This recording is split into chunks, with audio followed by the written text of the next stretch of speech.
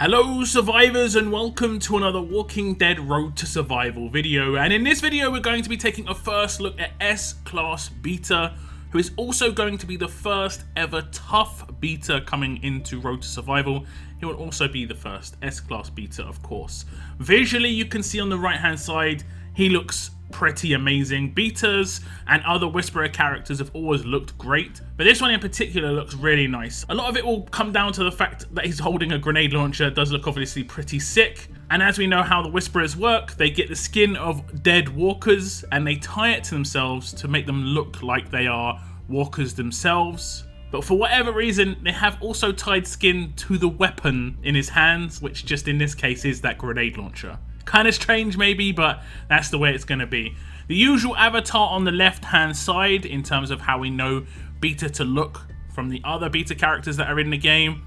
And if we look at the stats with 30 veteran rings, he has got a massive 6,661 attack. This is a huge amount of attack output. He has got extremely low defense, 2,465, and kind of average HP at 3,640. So obviously massively offense based on the stats, and it's by no surprise that he is considered a damage dealing character with that little sword down the bottom. He is, of course, like I said before, the first ever tough beta as well. Now if we look at his rush, it is called Bring the Thunder. It has a 76 AP cost. It deals 1,200% damage to up to 2 enemies. This character and up to 1 teammate recover from all penalties. Obviously, the all penalties here even recovers from things that there are no real cleanses from or resists. This obviously includes normalize and obviously includes infection. This is a lot of damage output as well, and it does go to 2 enemies.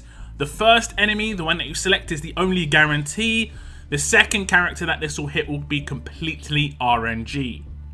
Okay, so we are on turn 2, and as you can see, Beta himself has got infection. This is actually quite a good test just to show you how the full cleanse works. And also you can see how visually he looks in the team. He does look really, really nice. I like the visuals of Beta. Definitely looks intimidating. And what we're going to do is we're going to get his rush by doing a basic attack or just a normal attack on towards the trader here. I'm going to command him. He should take both of these characters down because they're not getting a leader bonus right now. And I have modded out Beta right now, and his weapon is giving him the bonus. He's getting lead bonus. He has 14,000 attack. Not really fully upgraded at all, but he's getting a lot of attack here. The infection on him right now should be removed when I do this rush, as well as hitting the target die I select and the random other target. But when it's the case of only being 2 targets, it will just hit 2. And that's what's going to happen. You can see the infection did seem to just get removed instantly. It is gone, and he takes down both enemies. So honestly, quite a basic rush here. Not really that over the top. Does a lot of damage. Does a nice cleanse to himself and 1 other teammate, but not much else to speak of. I normally like a little third thing tacked on, and I think a good one here could have been a damage boost, so that the second time he rushes, it would be insane. The first time he rushes would just be okay, the second time would be great. So let's say he could get 50% attack, or maybe just even as much as only 25% attack for 3 turns, and that means that his next rush would just be amplified. But as is still going to deal immense amounts of damage. And this is where things get a little peculiar when we go across his active skill, because it is recover, impair, and heal. And this isn't necessarily something you'd normally see on a damage dealer. It has got an initial cooldown of 2, number of uses 5, up to 2 teammates recover from impair.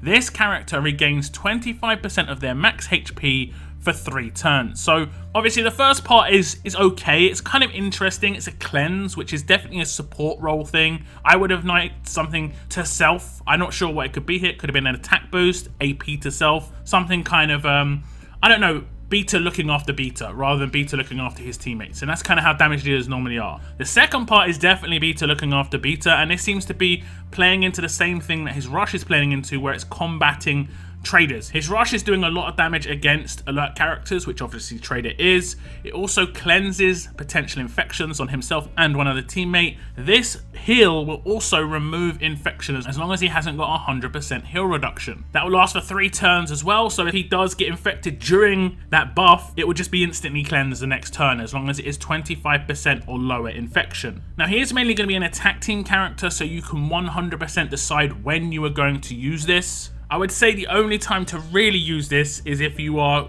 going to be recovering impaired from 2 vital damage dealing characters, or I'm not sure of the situation, maybe a revive, or to heal the infection on Beta himself. So just to show you how the heal will work, it'll be a one-on-one situation. Obviously this is just a guarantee that he gets infected. He has got infection right now, 15%. If I do the active, I will cleanse that infection. You'll see I've got the heal on me. I'll get infected again. And then if I defend, what will happen is it should actually heal it. No, it actually heals at the beginning of the turn, so it instantly just removes it. So while I don't think this active skill is great, it is more of a use it when you need it sort of active skill, rather than it being something that you should actually aim to do straight away initial cooldown of 2. You want to get his rush off first, and then only use his active skill if you actually need to use it, like I said before. He is mainly going to be an attack team character because of those extremely low defensive stats. So you do have full control of when you use the active. Now something extra that he's going to bring in, on top of the amount of damage that he has got the highest attack stat in the game. He also has one of the hardest hitting rushes in the game, is he's going to bring Waste Not into it as well. And the way Waste Not works is, if he takes out a character with one of the hits on his rush, he will then have adjacent damage go to the next character. However, that normally only applies when you've got a character that has a single hit. Krista, the Gentleman, this guy has a hit that hits 2 people. How's that going to work? Are both separate hits going to be Waste Not? If it takes down both characters on either sides of the team, will it Waste Not onto the central character, to an adjacent character? Well, we are going to find out. That's what we're going to do. Okay, so we find ourselves in the usual situation. Turn 2, we can command Beta to rush. We are going to select a character that has not got a weapon that's going to stop him from getting the AP. We are going to command him. I'm going to select the central character here. He will hopefully take this character down. They have got a 30% defense boost. We're going to do this twice. We're going to do this with just this setup right here. And then we're going to do this with a setup where he's actually going to get an attack boost as well. So the first time he may not do huge amounts of damage, but we'll see. If he takes someone out, an adjacent character should have a defense boost. So it looks like 3 people gained AP in that situation. And you can see that because he took out the Glenn, the adjacent damage went to Mercer, but he didn't take out the Pete, and that's just because Pete is already quite defensive, but also has a 30% defense boost. He's going to need an attack boost to get that huge amount of damage output, and you kind of would want to do that in this situation. And how else are we going to do that with none other than the Boat God himself? 75% attack boost onto the rush of Beta is going to be nuts. We're going to just hit it off right now.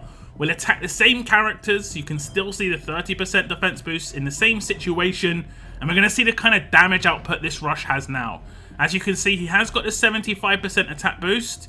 He also does have one extra 1535 weapon, as Kenny is holding the Mia's pistol that comes from the League store. So he's going to have quite a bit of amplification on his rush damage output.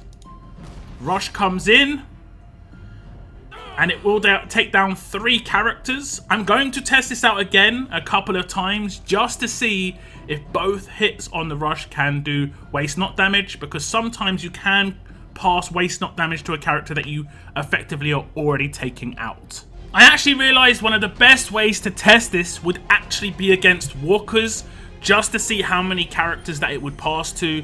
We're going to select this character right here because it will definitely go to one of these characters. If it hits anyone else, it should go to maybe this character. Maybe this character I'll select. We'll see. Rush comes in. It does look like it only actually does Waste Not on the selected character, not on both hits, because you saw the one all the way on the other side get taken down, which should have taken out this walker here, but it only took down the character that you're actually focusing on. This is quite good knowledge to have, obviously, because if you know there's an alert character, that's the best character to select with your damage, because you know the waste knock damage will be increased in terms of the damage output you can do against alert characters is enhanced because he is a tough character. And then the second hit you can just see as a bonus hit that could likely take someone out. The downside to this, of course, is the fact that it went from a 4 takedown potential to a 3. I still think 3 is extremely high. The amount of damage output, obviously, that Beta can have, especially if supported by the likes of S-Class Kenny, but the damage output of Beta, I think, can easily increase, especially if you add defense down to the mix. So talking of the weapon, we'll have a quick look at that, and it is the grenade launcher that you saw from the start. It is Beta's Violent Grenade Launcher.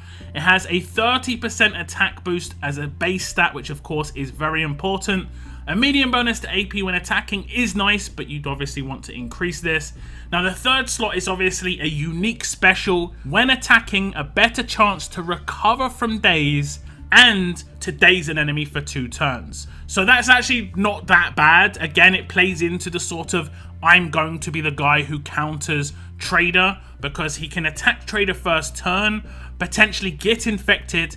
The next turn he just uses active to just cleanse that, or you could command rush him second turn to just cleanse it with his rush. So there's a lot of potential with Beta to just counter Trader in terms of just the pure damage, the weapon, the active, and the rush. There is of course a slight downside here compared to someone like Priya. He doesn't have a 100% chance to hit that daze. It is just a better chance, which is seen around about a 30 to 35% chance. Okay, so we're going to get in this just one-on-one situation again just to make it easy. I'll do a basic attack. It can proc daze like this, but it can also obviously proc the infection, and this is where it's sort of like there is a downside to it. He hasn't got obviously disarm or anything, so he's not going to be able to bypass that, but he has got his active where he can just heal it up, and then he's no longer going to have any issues. The issue here is, of course, he's not going to be gaining the AP that you'd require to get a natural turn 3 rush or a command turn 2 rush. So unfortunately, he's going to be commanded turn 3 or rush turn 4.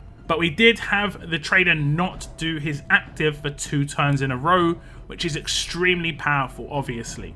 So that's the attached weapon for Beta, and I would say it's definitely worth keeping a hold of this on the base weapon. If you do want to use something else, you just basically upgrade this to 40% attack, a huge bonus on attack, make it a 5-star weapon, and then swap into his hands a weapon that you think would work better. That third slot is unique, they are rare to come by, and you just never know how useful that's going to be. You could come up against teams where a future character maybe comes out where hitting that first turn daze is going to be important. It isn't just the Trader that's got a first turn active that's an issue. Imani has also got quite a nice one with the full team in pairs. So there are other characters that are problems. This isn't going to be a 100% chance, but it is going to be at least a way to combat that. This character will not obviously take advantage of double attack or rampage on his rush, but he will take advantage of it on his basic attacks. So if you did get a hold of this character, you might want to think about that in terms of how you're going to upgrade the weapon and where to go. So that is Beta, and overall he does seem like he's come into the game as just that counter for the Trader. I wouldn't say he's necessarily a hard counter. He's not like Axel is to Mercer teams. He isn't like Michonne is to Jackie teams, but he is very powerful, and Trader is going to be much weaker against this guy versus any other tough damage dealer, just because of the incorporation of pretty much every part of his kit combating the Trader in some way. And the fact that this guy just looks sick, he does visually look so good, and when he's just in your squad fully maxed out, sitting there on the raid screen just ready, you just saw he just looks so good. I think this character is sick. I would love to get my hands on him, of course, but I have no coins at the moment, not much coins. So I'm not going to be doing any pulls. It will most likely just be Survivors Club pulls, but you never know. You never know, the luck could be in. We'll have to wait and see. But do tell me your thoughts on Beta here as a character. He is obviously one of the Whisperer characters from the comic book. Is he the sort of character that you like the look of? Is he one of your favorite characters? I know a lot of people hold on to their coins for their favorites. Do tell me your thoughts in the comments. That is the end of my video. Thank you very much for tuning in, and as always, keep on surviving, guys. Keep on surviving.